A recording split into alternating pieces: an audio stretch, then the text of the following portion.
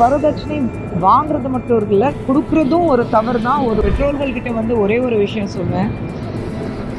உங்க பெண் நல்லா வாழணும்னா இந்த வரதட்சணை கொடுக்கறதோ இல்ல வரதட்சணை பேர் வரலனாலும் நான் ஆசையா கொடுக்குறேன் அதுவும் வேண்டாம். Periyar Maniammai Institute of Science and Technology, Tanjavur. CSE with specialization in AI and ML, data science, cybersecurity and more. Lock up டெத்தோ இல்ல வரதட்சணை கொடுமை இதெல்லாம் வந்து இல்ல எல்லாத்துக்கும் ஒரு முற்றுப்புள்ளி வைக்கணும். முதலமைச்சர் கிட்ட ஒரே ஒரு கேள்வி கேட்பேன். சார் நீங்க என்ன பண்ணிட்டு இருக்கீங்க லா அண்ட் ஆர்டர் இருக்கும்போது? லாக்அப் டெத் சென்னையிலே தமிழ்நாட்டில் அதிகரிக்க போயிட்டுருக்கு.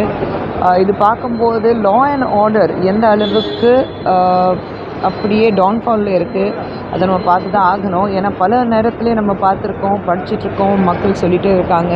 இந்த போலீஸ்காரங்கனால அவங்களுக்கு வந்து கொடுக்குற டார்ச்சர் இருக்குது. இது வந்து முதலமைச்சராக நேரடியாக பார்க்கணும். ஏன்னா முதலமைச்சர் இருக்கும்போது லா அண்ட் ஆர்டர் டைரெக்டாக அவங்களுக்கு கீழே தான் வரும். அப்படி இருக்கும்போது சிபிஐக்கு நீங்கள் வந்து இது ட்ரான்ஸ்ஃபர் பண்ணியிருக்கீங்க. அந்த இருந்தாலும் தொடர்ந்து இந்த மாதிரி விஷயங்கள் நடந்துகிட்டே இருக்குது. அது ஏன் நடக்குது? எல்லா கேஸஸ் நீங்கள் சிபிஐக்கு ட்ரான்ஸ்ஃபர் பண்ண முடியாது. ஸோ இது கம்ப்ளீட் வந்து ஒரு டிஎம்கே கவர்மெண்ட்டோடைய நம்மளுடைய அரசாங்கத்தோடைய ஒரு ஃபெயிலியர் தான் நான் சொல்வேன். இது வந்து முதலமைச்சர் தான் டைரெக்டாக பதில் சொல்லணும். பிகாஸ் லா அண்ட் ஆர்டர் எப்போவுமே ஒரு ஸ்டேட்டோடைய லா அண்ட் ஆர்டர் சீஃப் மினிஸ்டருக்கு கீழே தான் வரும். ஸோ அப்படி இருக்கும்போது நீங்கள் அதுக்கு இமீடியட்டாக பொறுப்பாக இருக்க முடியும். நீங்கள் தான் பதில் சொல்லணும் முதலமைச்சர் அவர்கள்கிட்ட சொல்வேன் நான்.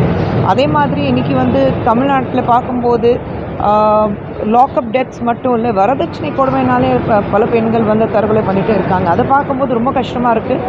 ஏன்னா வரதட்சணை வாங்குறது மட்டும் இருக்குல்ல, கொடுக்குறதும் ஒரு தவறு தான், ஒரு குற்றம் தான். அப்படி இருக்கும்போது ஏன் இந்த மாதிரி ஆசைகள் தூண்டி விட்டுட்டு பெண்களுக்கு வந்து பெற்றோர்கள் வந்து நாங்கள் வரதட்சணை கொடுக்க போகிறோம், என் பொண்ணுக்கு தானே நான் கொடுக்குறேன், வாங்குறது தப்பு, கொடுக்குறது தப்பு. நீங்கள் உங்கள் பெண் ஒரு குழந்தைய வந்து நீங்கள் பெற்றெடுத்து வளர்த்தி ஆளாக்கி படிக்க வச்சு தன்னுடைய அங்கம் அது. அப்படி இருக்கும்போது நீங்கள் வந்து கட்டி கொடுக்கும்போது எது இருந்தாலும் உங்கள் பொண்ணுக்கு உங்கள் வீட்லேயே வச்சு கொடுங்களேன். அவள் பேரில் தனியாக வைங்க. ஆனால் வண்டி கொடுக்குறதும் நகை கொடுக்குறதும் ஒரு பியூரோ கொடுக்குறதும் நான் இது கொடுத்தேன் அது கொடுத்தேன் உங்கள் வசதிக்கு ஏற்ற மாதிரி ஐ திங்க் ஒரு சில இடங்களில் வந்து பார்க்கும்போது ரொம்ப கஷ்டமாக இருக்குது. ஸோ பெற்றோர்கள்கிட்ட வந்து ஒரே ஒரு விஷயம் சொல்வேன்.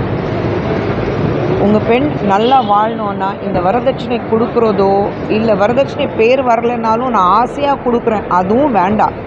எது இருந்தாலும் உங்கள் வீட்டில், ஏன்னா பெண் கட்டி கொடுத்ததுனால உங்கள் மகள் இல்லாமல் ஆகிட முடியாது.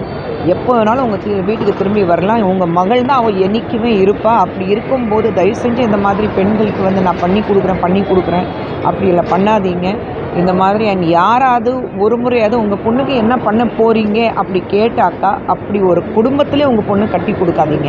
ஏன்னா இன்றைக்கி என்ன பண்ண போகிறீங்கன்னு கேட்கும்போது நாளைக்கு கண்டிப்பாக இது வேணும்னு அவங்க வாய் திறந்து கேட்பாங்க.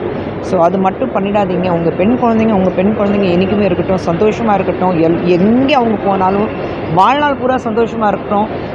ஒரு 2 பெண் குழந்தைங்களுக்கு ஒரு தாயாக நான் சொல்கிறேன், என் குழந்தைங்க நாளைக்கு நான் கட்டி கொடுத்தேன்னா என் குழந்தைங்க என்றைக்குமே நான் சாகிற வரைக்கும் அவங்க என் குழந்தைங்க தான் இருப்பாங்க, என் மகள் தான் இருப்பாங்க. அதுக்கப்புறம் தான் இன்னொருத்தருடைய மனைவியோ இல்லை இன்னொருத்தருடைய மருமகளாக இருப்பாள்.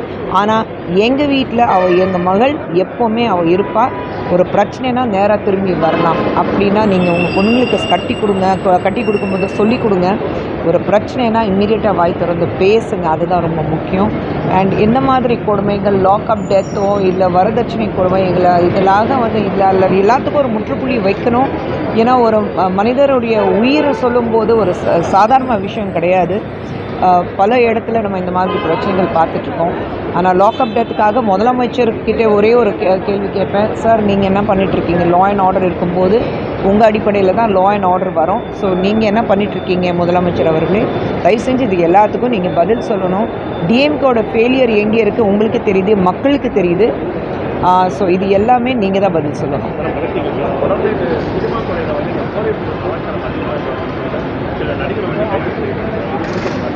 இல்லையே, இது சினிமா வந்து எல்லாமே வந்து நீங்கள் வந்து பூத கண்ணாடி வச்சுட்டு பார்க்க முடியாது. ஒரு 3000 கிலோகிராம் ஒரு போதைப் பொருள் கண்டுபிடிக்குதுன்னா அது எல்லாமே சினிமா சம்மந்தப்பட்ட கிடையாது. ஒரு பள்ளிக்கூடம் வாசலில் போய் பாருங்க. Periyar Maniammai Institute of Science and Technology, Tanjavur. CSE with specialization in AI and ML, data science, cybersecurity and more.